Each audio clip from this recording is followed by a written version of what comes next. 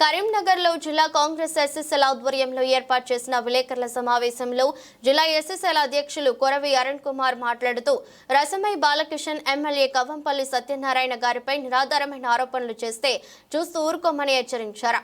తెలంగాణ ప్రభుత్వం గతంలో ఎన్నడూ లేని విధంగా ఎస్సీ ఎస్టీ బీసీ మైనార్టీ కార్పొరేషన్ల ద్వారా యువతకు స్వయం ఉపాధి కల్పించడానికి రాజీవ్ వికాసం పథకం కింద 6,000 కోట్ల రూపాయలు మంజూరు చేసినందుకు రాష్ట్ర ముఖ్యమంత్రి రేవంత్ రెడ్డి, ఉప ముఖ్యమంత్రి మల్లు బట్టి విక్రమార్క, మంత్రివర్గ సభ్యులందరికీ జిల్లా కాంగ్రెస్ ఎస్ఎస్ఎల్ తరపున కొరవి అరుణ్ కుమార్ కృతజ్ఞతలు తెలిపారు.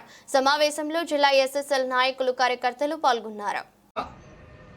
తిమ్మాపూర్ మండల బీఆర్ఎస్ పార్టీ సమావేశంలో రసమై బాలకృష్ణ అనే వ్యక్తి ఎమ్మెల్యే కవంపల్లి సత్యనారాయణ గారి పైన నిరాధారమైన అసత్యమైన ఆరోపణలు చేయడం జరిగింది. ఈ వేదికగా కవంపల్లి సత్యనారాయణ గారి పట్ల రసమై బాలకృష్ణ చేసిన ఆరోపణలను తీవ్రంగా ఖండిస్తూ ఉన్నాం. 2 సార్లు ఎమ్మెల్యేగా చేసిన వ్యక్తి, ఒక పిహెచ్డి చేసిన వ్యక్తి, నేను గవర్నమెంట్ టీచర్ అని చెప్పుకునే వ్యక్తికి కనీస ఇంగిత జ్ఞానం లేకుండా, కనీస పరిజ్ఞానం లేకుండా, ఎల్ఓసీలకు అసలు ఎల్ఓసీ గురించి ఒక బేసిక్ ఇన్ఫర్మేషన్ లేకుండా మాట్లాడడం అనేది చాలా బాధాకరం. రసమై బాలకృష్ణ గారు, మేము ఈ వేదికగా మిమ్మల్ని అడుగుతా ఉన్నాం, అసలు ఎల్ఓసి అంటే ఏంటిదో నీకు తెలుసా? ఎల్ఓసీలు ఎవరికి ఇస్తారో తెలుసా? ఏ హాస్పిటళ్లకు ఎల్ఓసీలు ఇస్తారో తెలుసా నీకు? గవర్నమెంట్ హాస్పిటళ్లకు, అది కూడా నిమ్స్ లాంటి ప్రధాన హాస్పిటళ్లకు వాళ్ళు ఇచ్చిన ఎస్టిమేషన్ ప్రకారం ఎల్ఓసీలు ఇస్తారన్న విషయం కూడా నీకు తెలియకుండా ఎల్ఓసీలలో కోట్ల రూపాయల కుంభకోణం జరిగిందని నేను మాట్లాడుతూ ఉన్నావు. సిగ్గుండాలే మాట్లాడడానికి.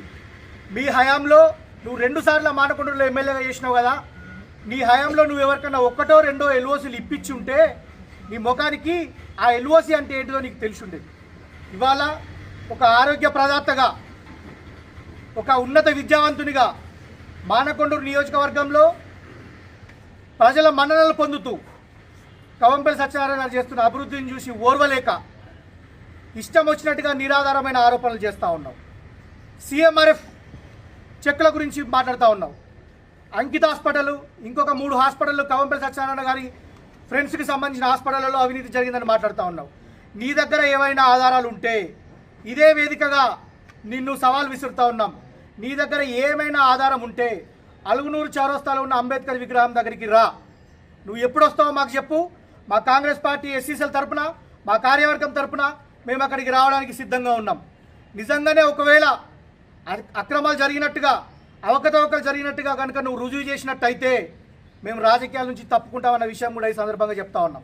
లేదు, నేను నిరాధారమైన ఆరోపణలు చేసినా, నేను ఏదో మాట్లాడాలి కదా, ప్రజలు నన్ను మర్చిపోతున్నారు, మళ్ళొక్కసారి నేను టీవీలలో కనిపించాలి కదా అని నువ్వు కనుక ఆరోపణలు చేసినట్టయితే అంబేద్కర్ విగ్రహం ముందు బిడ్డ ముక్కు భూమికి రాసి తప్పైందని చెప్పి నీ సిద్దిపేటకు మూటే ముల్లా చదువుకొని వెళ్ళిపో.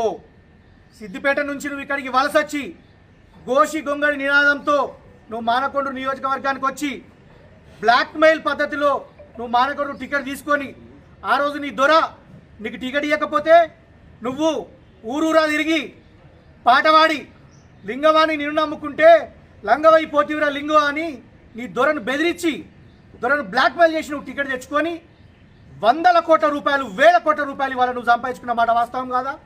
ఏడవైంది నీ గోషిగొంగడి నినాదం? ఇవాళ నీ ఫామ్ హౌస్లు ఎక్కడికి వచ్చినాయి?